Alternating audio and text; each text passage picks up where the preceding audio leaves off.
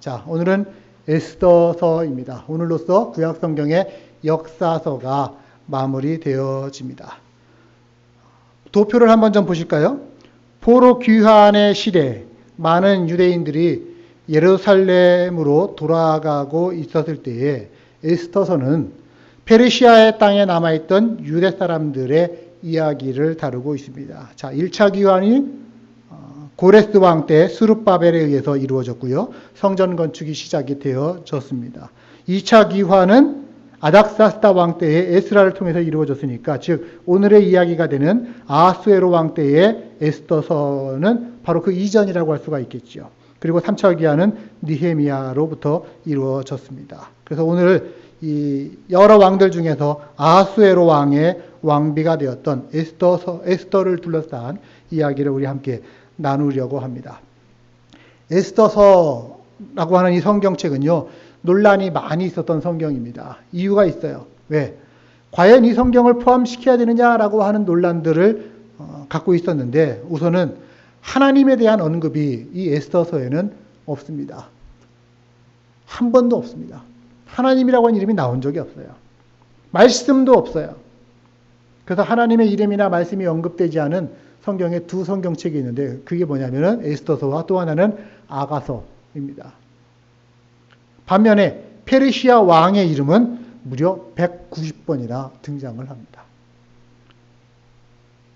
또 신앙의 요소라고 할 수 있는 어떤 기도, 언약, 율법, 성전 이런 얘기도 에스더서에는 한 번도 나오지를 않습니다. 대신에 세속적인 어떤 욕망, 음모, 교활한 것, 잔인한 복수 이런 것들로 스토리가 전개가 되어집니다.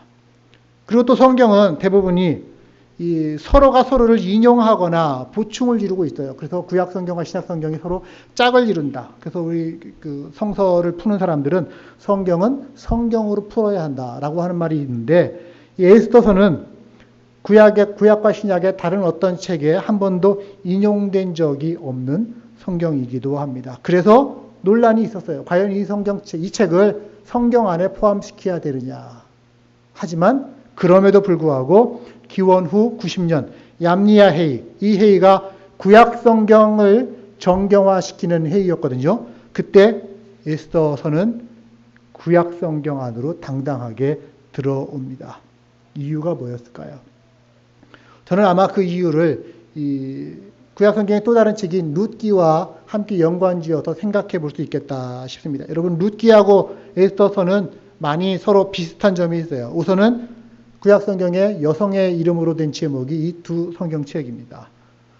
물론 좀 차이는 있죠. 룻기는 이스라엘 땅에서 살아가는 이방 여인의 이야기라면 에스더서는 이방 땅에서 살아가는 이스라엘 여인의 이야기입니다. 공통점은 뭡니까? 여성의 용기, 여성의 헌신을 통해서 하나님의 구원사가 중단되지 않고 이어져 가게 됐다라고 하는 것입니다. 여러분, 우리가 그 이유를, 에스더서가 성경 안에 들어오게 된 이유를 좀 더 자세히 알기 위해선 대략적인 스토리를 조금 알아야 될 것입니다. 물론 여러분들이 많이 다 알고 계시지만 한번 좀 정리를 해 보겠습니다.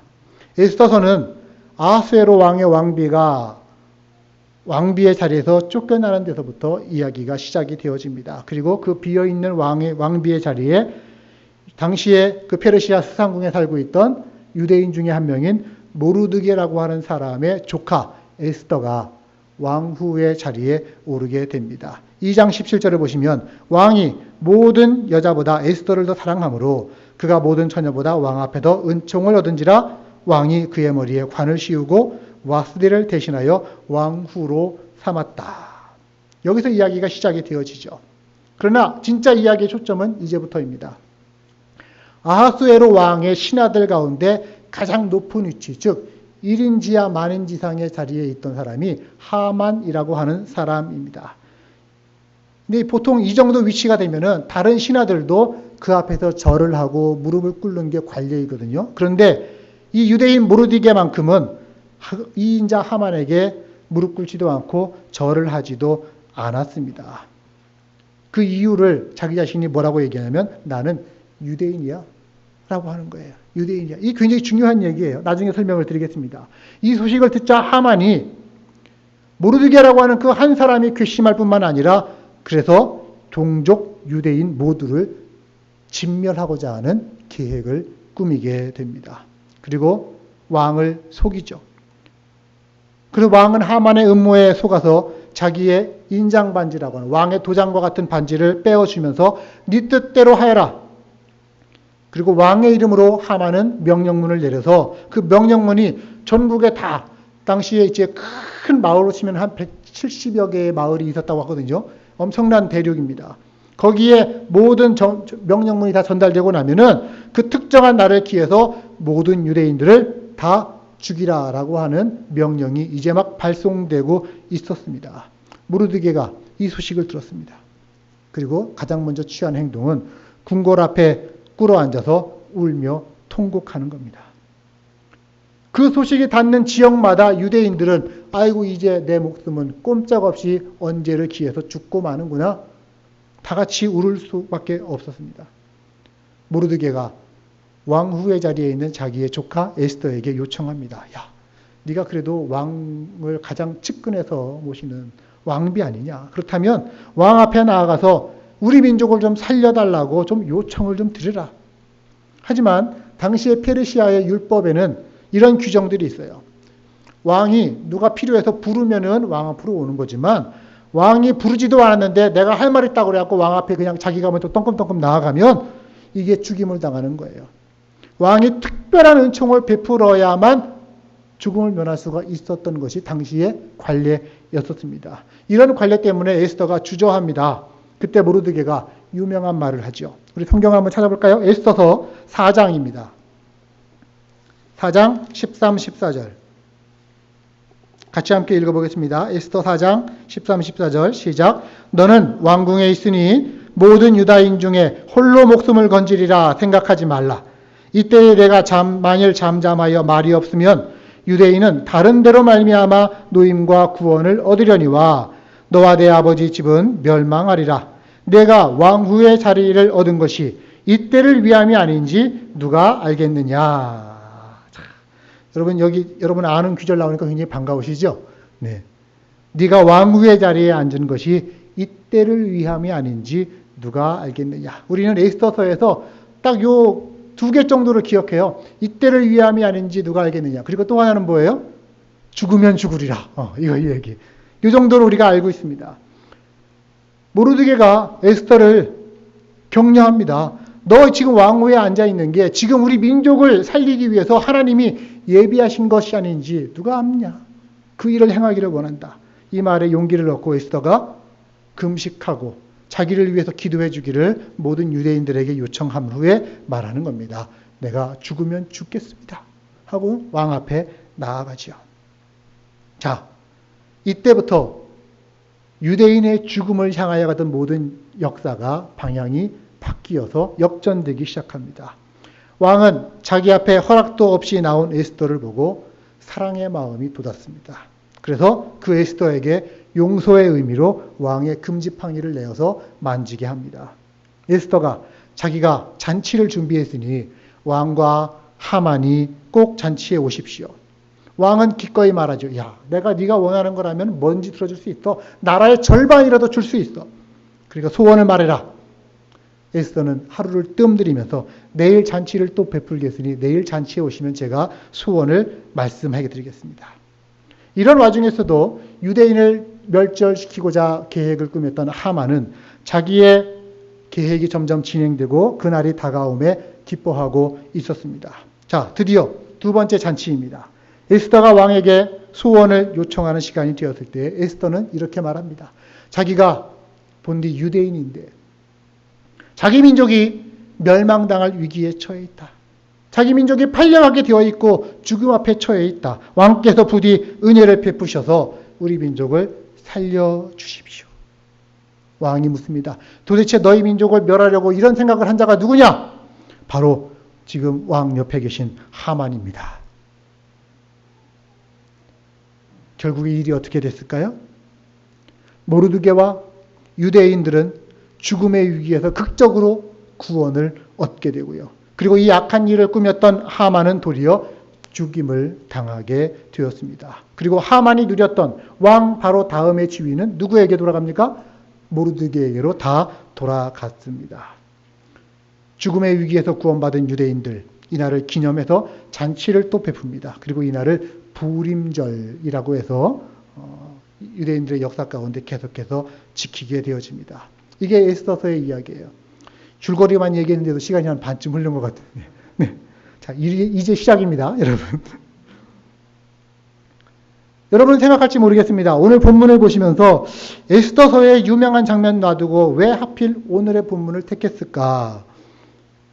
제가 그렇게 일반적인 사람은 아니잖아요. 그래서 일부러 좀 꺾었는데 이 본문 이야기는 에스더서의 딱 중간입니다. 총 10장으로 이루어진 에스더서의 6장부터입니다. 왕의 두 명령이 에스더서에는 있습니다. 첫 번째 명령이 뭐였습니까? 유대인들을 다 죽여라라고 하는 명령이었고요. 두 번째 명령은 유대인들을 죽이려고 했던 사람들을 다 죽여라라고 하는 명령이었습니다. 그 명령들 사이에 바로 오늘의 본문이 존재합니다. 그 본문의 시작은 이렇죠. 1절, 그날 밤에 왕이 잠이 오지 아니하므로 명령하여 역대일기를 가져다가 자기 앞에서 읽혔다. 그날 밤에 왕이 이상하게 잠이 오지 않았습니다. 여러분, 잠이 안 오면은 잠 못 이루는 밤에 여러분들은 어떻게 하십니까? 여러분들은 잠 못 이루는 밤이 없으세요? 잠이 안 올 때. 저 같은 경우에는 잠이 잘 오는 게 요즘 정상인데, 잠이 잘 안 오는 경우에 너무 일반적인 거고요. 잠이 안 오면 어떻게 합니까? 이 잠이 안 올 때 특효약 중에 하나가 역대기를 읽는 겁니다. 어떤 분들은 그 잠이 안 오면 성경을 읽으세요. 성경 역대기나 이런 데를 펼쳐놓고 읽으시는데 두 종류가 있으시더라고요. 잠을 쫓으려고 성경을 읽으시는 분이 계시고 잠을 청하려고 성경을 읽으시는 분들이 계실 수 있습니다. 뭐 두 분 다 성경을 읽으시는 거니까 성경 읽는 분들에게 하나님께서 복 주시기를 저는 원합니다. 하지만 잠을 청하려고 성경 읽으시는 것보다는 조금 더 하나님께서 더 많은 은혜를 잠을 쫓으면서 성경을 읽으시는 분들에게 주시기를 원합니다.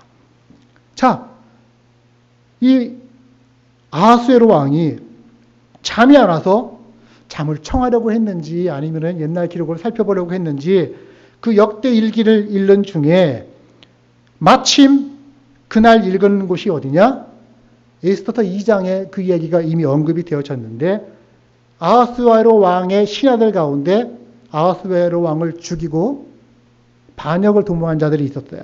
그런데 이 계획을 우연히 모르드게가 알고 왕에게 고발합니다. 뭐 직접 고발했기보다는 아마 에스더 왕후를 통해서 고발했을 수 있겠죠. 그러고 인해서 왕은 모르드게 덕분에 목숨을 건진 사건이 궁중일기에 기록되었고 그 장면을 지금 듣는 거예요. 그러면서 왕이 생각해 모르드게라고 하는 그 충직한 신하가 있었기 때문에 오늘 내가 살아있을 수도 있겠구나. 그래서 묻습니다.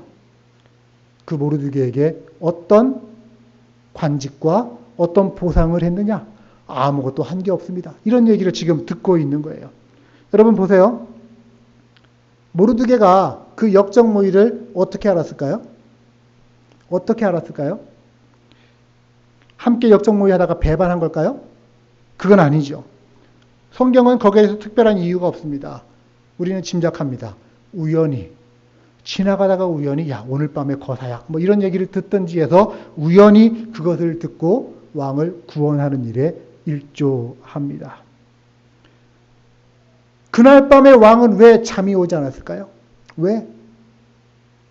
그리고 그날 밤에 잠이 안 와서 읽은 궁중일기가 왜 하필이면 그날 이야기일까요?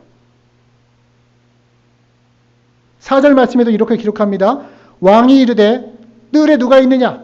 상 주려고 하는 거예요. 모르드게를. 그러니까 마침이라고 하는 단어가 나오네요. 마침 하만이 자기가 세운 나무에 모르드게 달기를 왕께 구하고자 하여 왕궁 바깥들에 이른지라.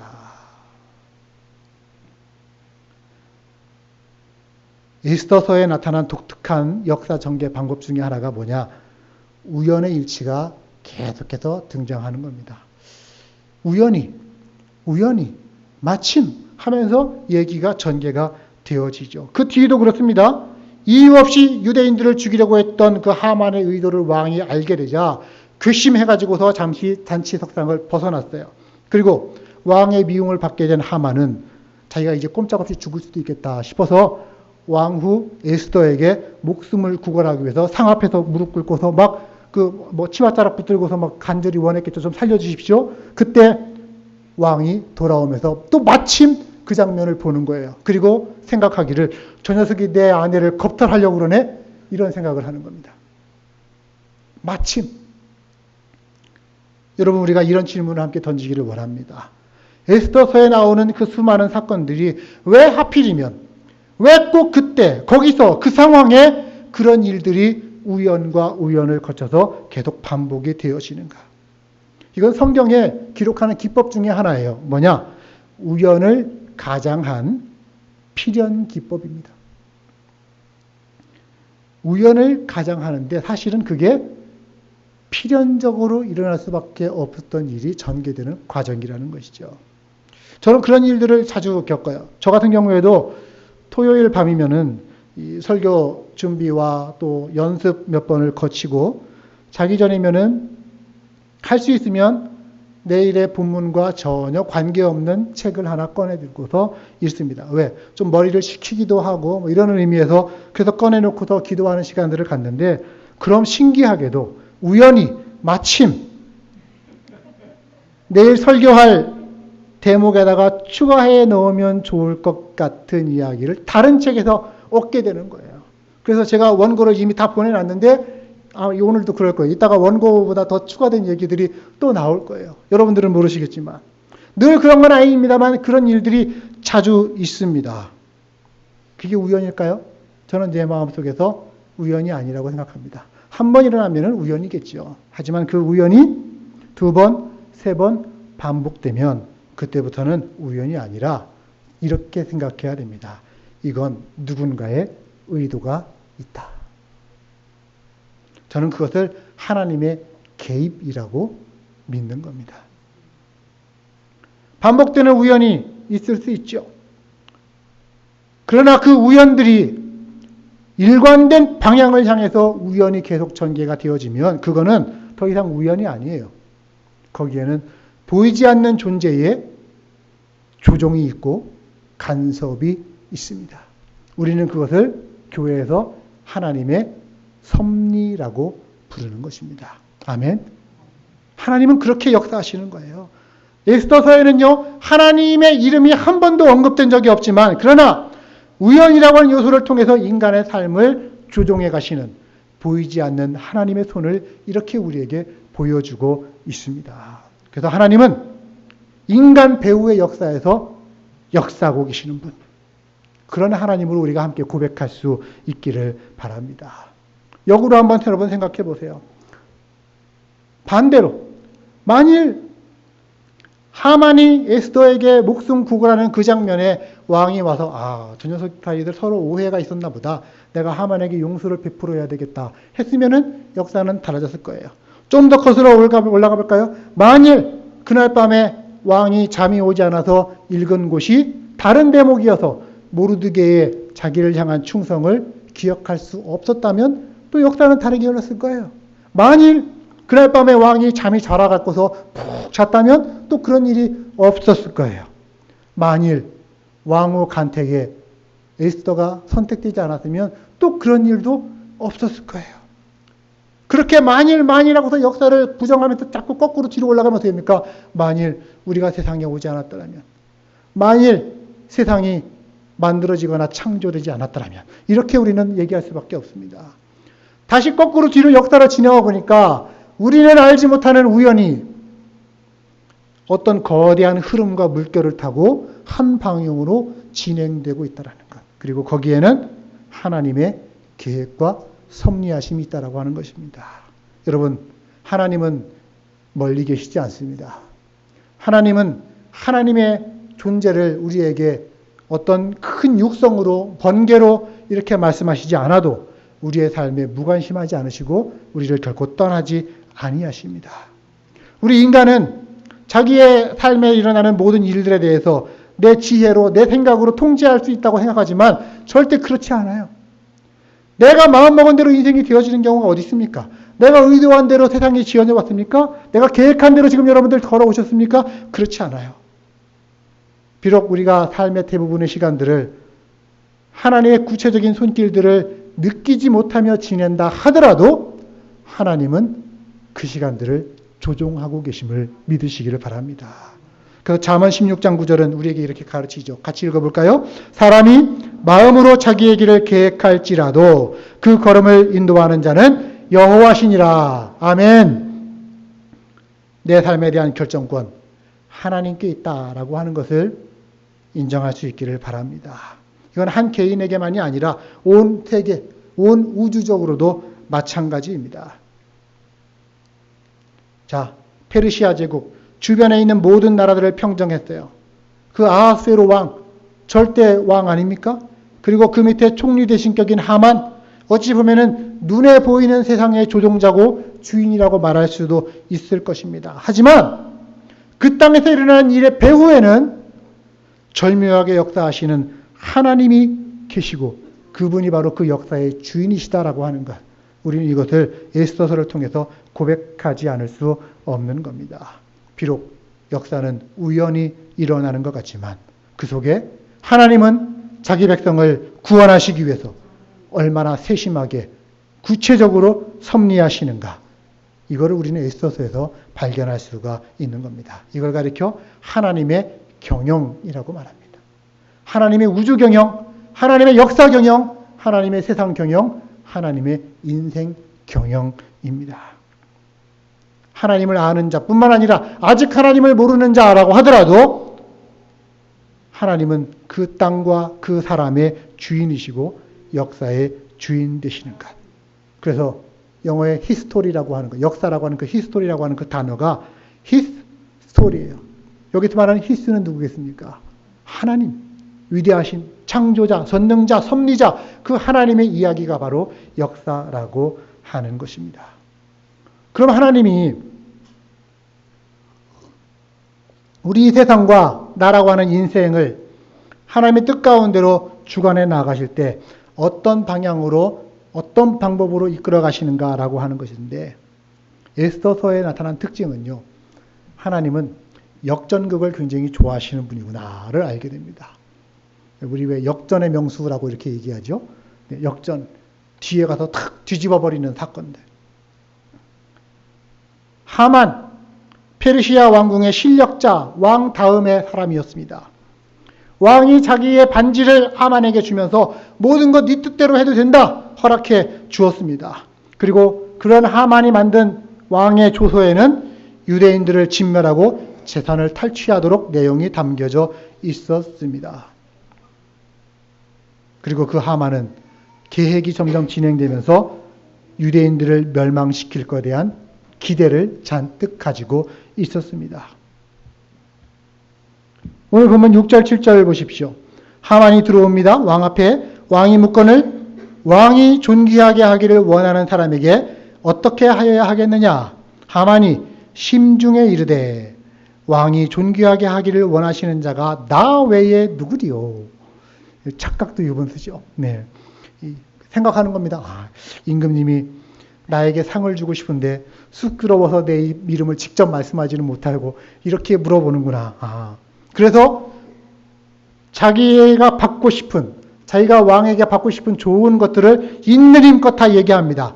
왕이 만약에 사람을 존귀하게 하시려면 왕의 의복을 그에게 입히고 왕의 마차를 그에게 태우고 하면서 전국을 방방곡곡으로 돌아다니게 하고 임금 그 하는 궁궐 앞에서 왕이 존귀하게 여기시는 자에게 이같이 하라 하면서 그렇게 하면은 되지 않겠습니까? 이렇게 하면서 자기의 기대를 잔뜩 담아서 얘기했더니 돌아온 대답이 뭐예요? 10절. 이에 왕이 하만에게 이르되 너는 네 말대로 하되 유다 사람 모르드게에게 그것을 행해서 네가 말한 것에서 조금도 빠짐없이 그에게 실행하라. 상황이 역전돼 버렸어요. 상황만 역전된 게 아니라 권력이 역전돼 버렸어요. 힘이 역전되어 버렸습니다. 모르드게는 하만에 비하면은 페르시아 땅이 아주 평범한, 어찌 보면은 포로 백성 아닙니까? 그러나 그가 하만이 갖고 있던 지위를 그대로 물려받게 됩니다. 왕의 반지가 모르드게에게로 갑니다. 그리고 모든 것은 모르드게가 마음대로 해도 된다. 결국 하만이 유대인들을 다 잡아 죽이려고 해서 만들었던 잔치 계획, 피해 잔치 아닙니까? 죽음의 잔치, 그 잔치 계획이 도리어 하만의 멸망으로 끝이 납니다.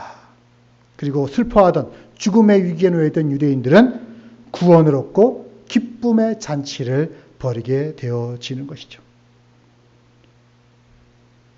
여러분, 이렇게 모든 것이 역전될 수 있었던 계기 중에 하나가 있는데 그게 뭐냐? 금식이라고 하는 겁니다. 유대 민족들이 자기들의 멸망의 상황 앞에서 금식합니다. 모르드게가 금식합니다. 그리고 에스더도 민족의 위기 앞에서 금식하며 죽으면 죽으리라 하는 용기 있는 결단으로 왕 앞에 나아가면서 일이 역전되기 시작하는 거예요. 금식을 선언한다는 거, 금식한다라고 하는 건 뭡니까? 다름 아닌 하나님께 드리는 기도의 행위입니다. 그 행동들이 바로 그 용기와 결단이 하나님이 자기 백성을 구원하는 계기, 통로가 되었다라는 것을 우리는 알아야 할 것입니다. 오늘날에도 그렇죠.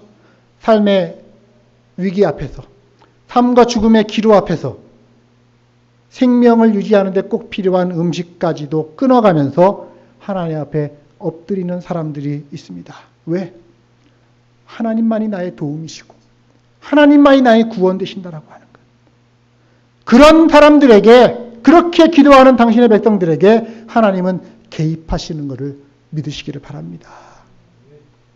기도가 이것저것 하다가 안 되니까, 내 인간적인 수단과 방법 다 하다가 안 되니까 그럼 기도라도 해볼까? 이게 기도가 아니에요. 목숨 걸고 하나님 앞에 엎드려서 이 문제의 해결자 되시는 분은 오직 하나님밖에 없으십니다 라고 인정하고 하나님 앞에 기도하는 사람, 그러면 하나님은 우연을 가장하면서라도 그의 삶과 위기에 간섭하시고 결국 그 문제를 풀어주실 줄로 믿습니다. 이게 하늘문을 여는 열쇠가 되는 거예요. 마태복음 16장 9절의 말씀을 보십시오. 내가 천국 열쇠를 내게 주리니 네가 땅에서 무엇이든지 매면 하늘에서도 매일 것이고 네가 땅에서 무엇이든지 풀면 하늘에서도 풀릴 것이라. 한번 따라할까요? 기도는 하늘의 문을 여는 열쇠이다. 아멘. 땅에서 내가 기도로 무엇인가를 매면 하늘에서도 매여요. 내가 땅에서 기도로 무엇인가를 풀면 하늘에서도 풀려요. 이게 뭐냐면은 하늘의 하나님께서 내 기도를 들으시고 하나님이 먼저 하늘에서 풀으시면 땅에서 안 풀릴 것이 없다라고 하는 것입니다. 에스더와 모르드게와 마찬가지로 오늘 우리들도 살아가면서 수많은 어려움, 위기 직면합니다. 그때 어떻게 해야 될까요? 나의 힘, 나의 능력, 나의 백그라운드, 인맥 이것이 아니라 우선 하나님 앞에 엎드릴 수 있기를 바랍니다. 전능하신 하나님의 도우심을 의지하며 인정하실 수 있기를 바랍니다. 때때로 금식을 선포하며 금식을 실천하며 기도하실 수 있기를 바랍니다. 그때 하나님은 하늘에서 우리의 문제를 먼저 풀어내시고 그 백성, 우리들을 구원해 주실 줄로 믿습니다. 오늘 여러분들 혹시 삶의 위기의 순간에 처해 있다면 금식하면서라도 기도하고 그때 지금의 위기가 변해서 인생의 잔치가 될 것을 믿음의 눈으로 바라보시는 여러분들 되시기를 주님의 이름으로 축복합니다. 자, 이제 저는 에스더서의 가장 핵심이라고 여겨지는 부분으로 여러분들을 안내하려고 합니다. 그건 뭐냐면 하만이라고 하는 사람과 모르드게라고 하는 사람의 갈등입니다.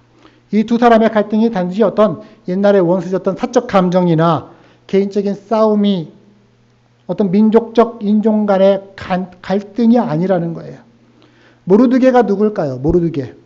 2장 5절을 보시면 이렇게 기록합니다. 도성, 페르시아의 도성 수산성에 한 유대인이 있으니 이름은 모르드게라. 저는 베냐민 자손이고 기스의 증손이고 시므이의 손자 야일의 아들이라. 이렇게 모르드게에 대해서 설명을 하는데 우리는 대충 이런 장면 보면은 그냥 하고 넘어가잖아요. 근데 여기에 이걸 기록한 사람은 이유를 가지고 기록을 하는 거예요. 이게 비슷한 내용이 어디 나오냐면 이스라엘의 초대왕 사울을 설명할 때 사울은 베냐민 지파 출신이고요. 그의 아버지의 이름은 기스였고요. 시므이라고 하는 사람은 그의 친척입니다. 모르드게를 설명하면서 이미 사실은 몇백 년 전에 몇 세대 후에 있는 것인데도 불구하고 그 사울 왕을 떠올리게 하는 족보를 모르드게를 설명하면서 기록하고 있다는 것입니다. 유대인들은 그래요. 자기네들이 옛날에 썼던 이름, 자기 조상들이 옛날에 썼던 이름을 그대로 갖다가 누구 주니어 이렇게 하는 것처럼 계속해서 반복해서 쓰면서 그 지파를 정체성을 드러내는 거거든요. 지금 그렇게 옛날 사람들인데도 불구하고 그때도 모르드게의 아버지의 이름이 사울 왕과 연관이 되어 있던 이름이고 그랬다는 거예요. 그럼 모르드게의 대적자 하만은 누굽니까? 3장 1절 보십시오. 아각 사람 함무다다의 아들 하만이다 라고 기록합니다. 이것도 그냥 넘어갈 수가 없어요. 왜? 아각 사람이라고 하는데 이 아각이 누구냐? 사울 왕이 전쟁을 벌였던 아말렉 족속의 왕 이름이 바로 아각입니다. 이쯤 되면 우리가 떠올릴 게 있죠. 뭡니까? 오래전부터 이어온 이스라엘과 아말렉 간의 갈등, 그들과의 전쟁이에요. 출애굽기 17장에서 출애굽하자마자 이스라엘 백성들이 출애굽하자마자 그들을 가장 먼저 대적하고 공격했던 족속이 바로 아말렉 족속이었습니다. 그래서 출애굽기 17장 16절에 보면은 여호와께서 맹세하시기를 여호와가 아말렉으로 더불어 대대로 싸우리라 하셨다. 하나님이 맹세하세요. 내가 구원시켜서 데리고 나온 백성을 감히 첫 번째로 내가 이 아말렉 족속과는 한 번 싸우겠다가 아니라 어떻게 싸우겠다? 대대로 싸우겠다. 하나님의 약속이셨어요. 그래서 나중에 약속의 땅에 들어가서 나라를 세운 뒤에도 사울을 통해서 아말렉 족속을 진멸하라. 진멸이 뭐예요? 사람도 다 죽이고 동물들도 다 죽이고 다 죽이는 게 진멸이에요. 이렇게 명령했을 때 그때 아말렉 족속의 왕 이름이 아각이었다고 하는 것이죠. 그때 사울은 어땠습니까? 하나님 말씀에 불순종해서 불태우라는 짐승 중에서 괜찮아 보이는 것을 빼돌렸다가 이거 나중에 제사용으로 쓰려고 했는데 우리가 아는 순종과 제사의 이야기가 거기에서 나오고 있는 거죠. 그런 역사적 배경을 갖고도 지금 에스더서의 이 아각, 이 하만과 모르드게의 갈등을 보면 이건 단순히 개인적인 어떤 감정이 아닙니다. 이스라엘과 아말렉 족속 사이의 거룩한 전쟁의 연장선상에서 지금 이 일이 벌어지고 있다는 것이에요. 모르드게는 하만에게만큼은 유독 절하려고 하지 않습니다. 이유가 뭡니까? 그가 아각의 아타손이기 때문에. 또 하만도 역시 모르드게가 유대인임을 알게 되자 너 이 녀석 죽었어. 너뿐만 아니라 유대인들 모두 다 죽었어 하면서 유대인들을 멸하려고 하는 계획을 갖고 진행시키는 거예요. 여러분 이제 이해가 되세요? 지금 이 일에 에스더서를 쭉 이끌어가고 있는 이 모든 일의 이 배경이 아말렉 사람의 후손 하만이 교활한 술수로 그 거대 제국 페르시아의 왕 아하스웨로의 마음을 움직여가면서 조종해서 하나님 백성인 이스라엘을 유대인을 진멸하려고 했었던 이야기라고 하는 것입니다. 이건요, 하나님 백성이라고 하면 피할 수 없는 숙명과도 같은 싸움입니다. 여러분 아셔야 돼요. 지금도 사탄이 교활한 술수로 이 세상을 조종을 하고 힘 있는 사람들을 조종합니다. 목적이 뭡니까? 하나님의 백성들을 진멸하고자 하는 것입니다. 이로 인해서 하나님의 백성들은 세상 살면서 고난을, 아픔을 피할 수가 없죠. 그래서 성경은 하나님의 백성의 삶이란 빛의 자녀들과 어둠의 자녀가 아니라 자식들, 어둠의 자식들과의 싸움이라고 얘기하는 거예요. 우리 아까 찬양할 때 빛의 사자들이여라고 하는 거예요. 우리는 하나님의 빛의 자녀고 이 사탄에게 조종받은 세상과 이 어둠의 자식들과의 싸움이 우리 앞에는 필연적으로 놓여져 있는 겁니다. 그런데 이 싸움의 기원이 어디냐? 거슬러 올라가니까 이스라엘 족속과 아말렉 족속 간의 싸움이고, 아니 더 위로 거슬러 올라가면 어디냐? 창세기 3장 15절 같이 한번 읽어볼까요? 시작. 내가 너로 여자의 원수가 되게 하고 너의 후손도 여자의 후손과 원수가 되게 하리니 여자의 후손은 내 머리를 상하게 할 것이요 너는 그의 발꿈치를 상하게 할 것이라.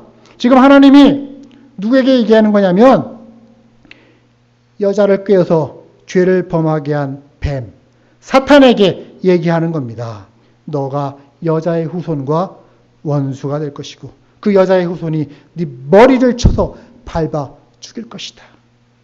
너는 그의 팔꿈치밖에 못 건드릴 거야. 하나님이 이 싸움을 직접 명령하셨고요. 이 싸움의 결말, 그리고 누가 이기게 될 것인지 하나님이 정해 놓으셨음을 여러분 기억하시기를 바랍니다. 이 승자가 누구예요? 바로 여자의 후손인 예수 그리스도이십니다. 여러분, 이 세상은요, 눈에 보이지 않는 영적 전쟁 분명히 있습니다. 우리가 하나님의 자녀인 이상 분명히 두 가지가 있습니다. 영적 전쟁에 참여하고 있는 것이고요. 또 하나는 예수 그리스도를 의지하기만 하면 우리는 이 전쟁에 반드시 이긴다라는 것입니다. 믿으십니까?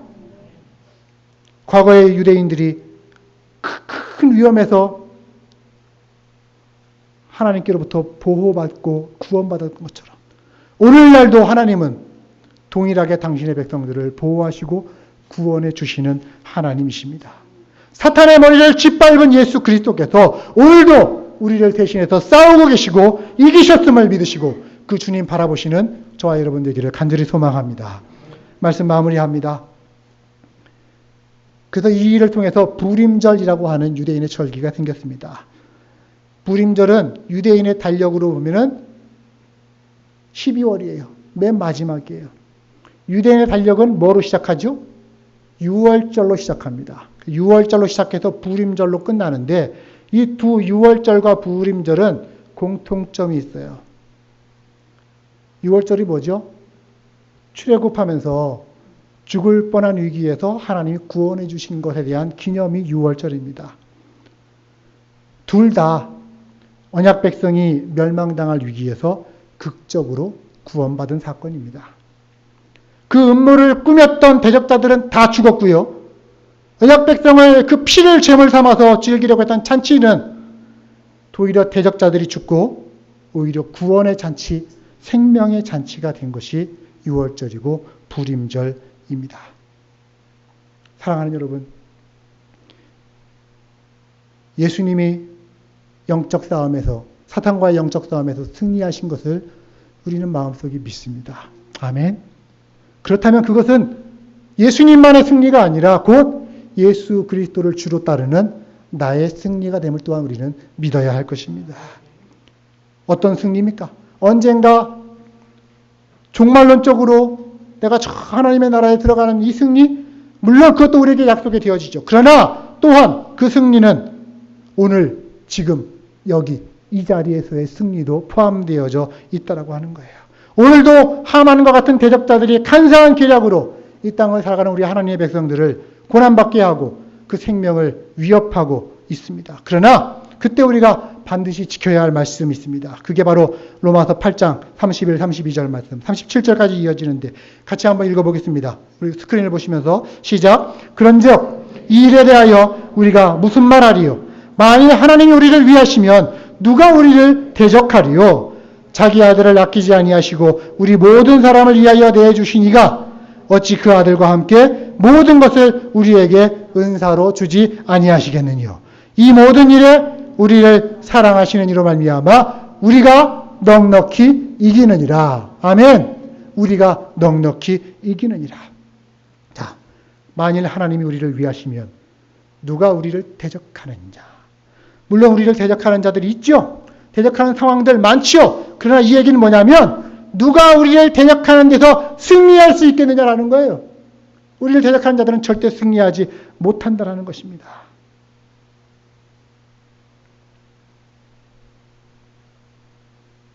여러분, 자기 아들을 아끼지 아니하시고 우리 모든 사람을 위하여 내어주신 그분, 하나님이 이전에 하신 일입니다. 그것이 기반이 되어서 우리에게 소망을 줍니다. 무엇을? 어찌 그 아들과 함께 모든 것을 우리에게 은사로 주지 아니하시겠느냐.